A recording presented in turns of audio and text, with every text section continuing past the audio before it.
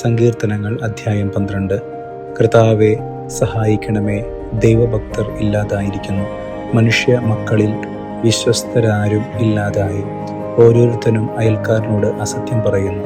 അവരുടെ അധരങ്ങളിൽ മുഖസ്തുതിയും ഹൃദയത്തിൽ കാപട്യവുമാണ്. മുഖസ്തുതി പറയുന്ന അധരങ്ങളെയും വീമ്പിളക്കുന്ന നാവിനെയും കർത്താവ് ഛേദിച്ചു കളയട്ടെ.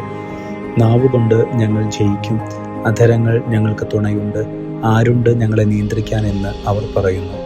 എന്നാൽ കർത്താവ് അരുളി ചെയ്യുന്നു, ദരിദ്രർ ചൂഷണം ചെയ്യപ്പെടുന്നു, പാവപ്പെട്ടവർ നെടുവേർപ്പെടുന്നു. അതിനാൽ അവർ ആശിക്കുന്ന അഭയം ഞാൻ അവർക്ക് നൽകും.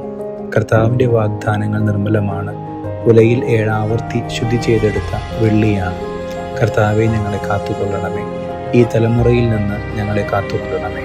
ദുഷ്ടർ എങ്ങും പരതി നടക്കുന്നു, മനുഷ്യപുത്രരുടെ ഇടയിൽ നീചത്വം ആദരിക്കപ്പെടുന്നു.